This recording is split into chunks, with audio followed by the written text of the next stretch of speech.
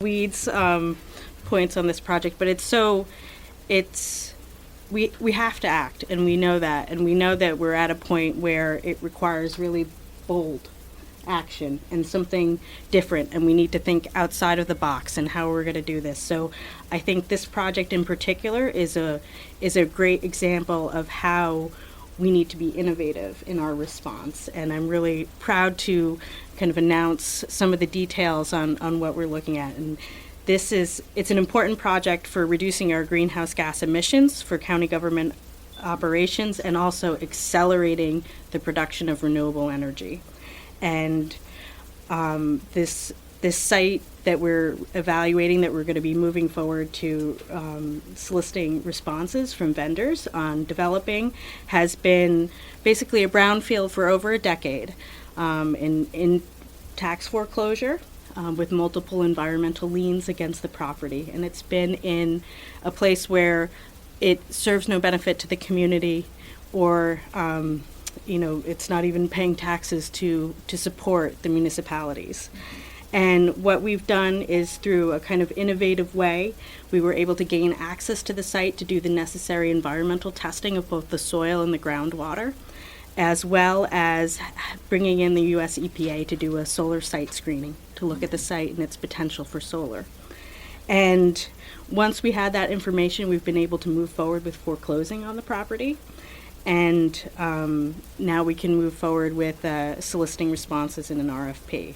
So it's a major step forward, but this is the kind of, to look at these underutilized brownfield sites in the community and to really target them for renewable energy generation, so that we're not using those important, valuable pieces of property that we need for agriculture, for open space, for parks and recreation, but we're looking at these assets that we have, and they are assets, but right now they're caught in foreclosure as brownfields, things like that.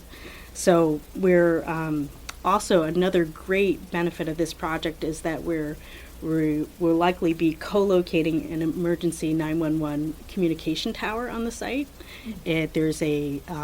There needs to be additional development in the radio network for Ulster County, and this is actually perfectly positioned to also provide that benefit.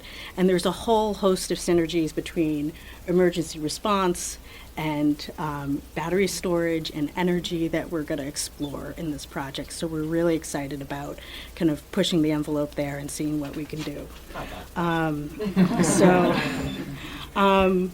It's the next step forward. It's great.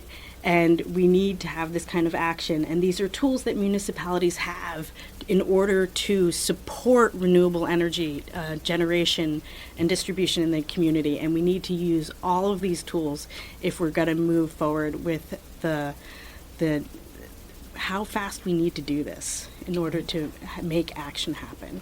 So I'm really excited to be here and be moving forward with this project. So thank you. Yeah, of course. And if you want to stay up, we'll take we can take a few questions, and then we'll go ahead and sign. Timeline?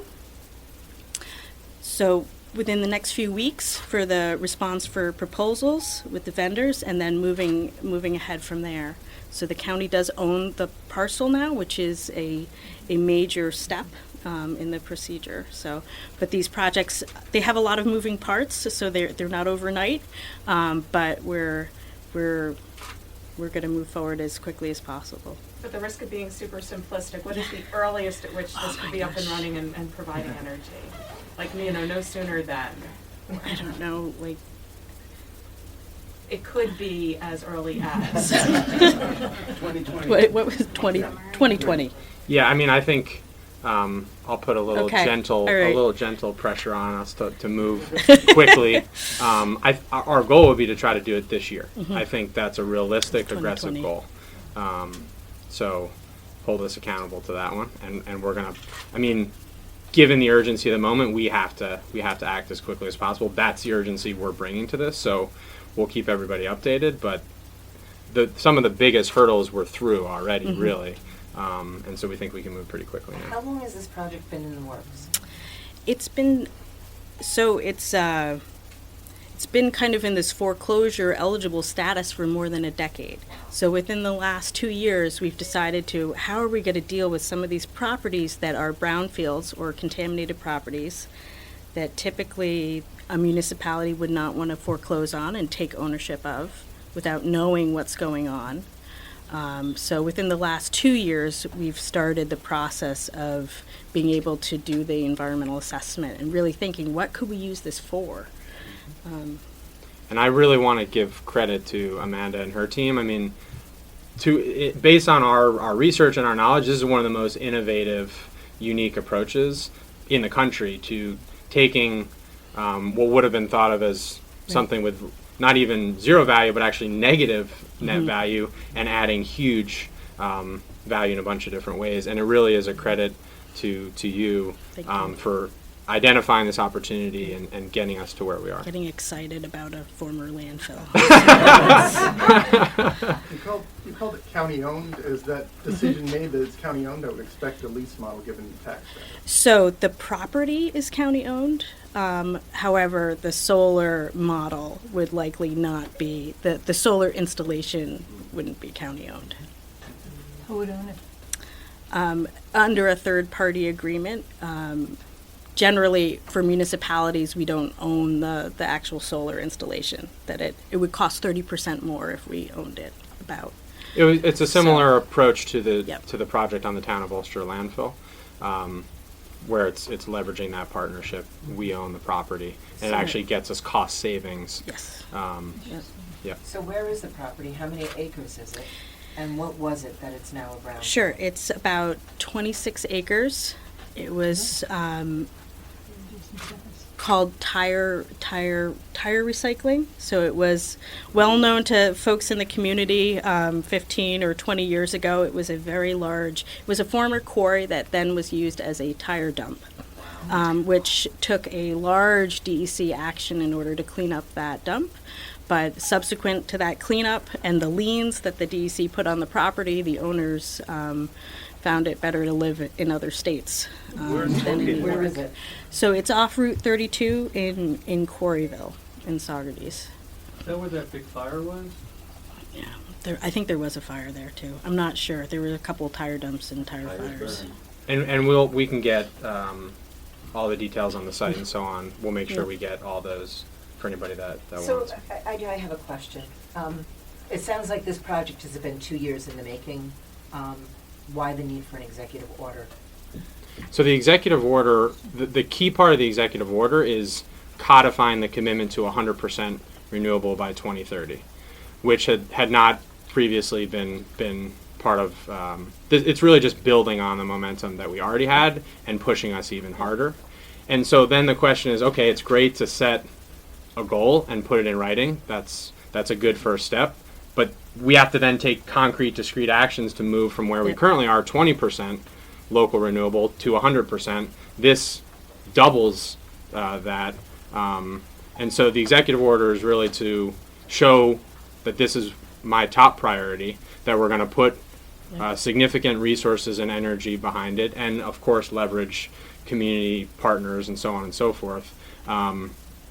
And that we're going to be constantly holding ourselves to reach that goal of 100% as quickly as we can. So what is the legislature, which is the policy-making body of the county, what is their role in this? They'll be reviewing, as we move to get funding ultimately and move through that process. They'll use the normal processes there. But as I've engaged, I had a meeting with the legislative leadership last week, 3 days into my term, and I think we're really aligned on both sides, frankly, in this opportunity to lean into our environmental advantage and to create economic opportunity, and of course to actually take a site that had been untenable before and move it into something of great potential. We'll take one more. Sure. Jesse. Is there a taxpayer-funded component to this, and if so, what's the projected impact? Or is it just us leasing to a private corporation? So, go ahead. Okay. The the landfill model, like our existing project right now, it is just we buy the energy that is produced at the landfill, and then we get a credit for that production on our utility bills. So in fact, it can be done as close to neutral to supply existing electricity supplies as possible. It depends a little bit upon the state credits and incentives, things like that. But the goal is that instead of buying off the grid from a supplier, you're now buying what's being generated on the project. And when you say we, you mean county government, Yes. keeping lights Yeah. on right here in the county office Yeah. building, things Yeah. like that. Right. Again, that's the idea is we have to lead by example in how we, as a government across our entire footprint, produce and consume our energy. You know what the energy And in, bill is annually, like how much? we can definitely find that out Okay, for you. that'd be great. And in terms of again, one I think the most exciting, innovative parts of this model is there's not a major capital expenditure required to do this.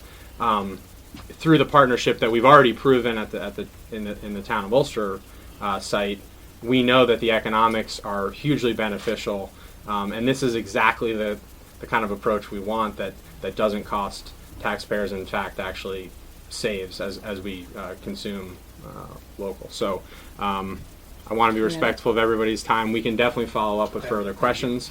We're going to do a 180 here and sign this order. So in a second, once Pat sits, I'm going to ask as many of you as can fit and would like to stand behind Pat for the photo opportunity.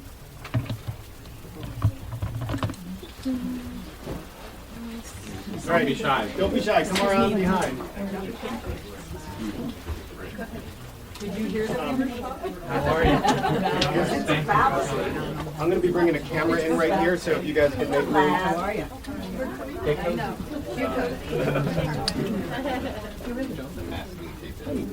Marks.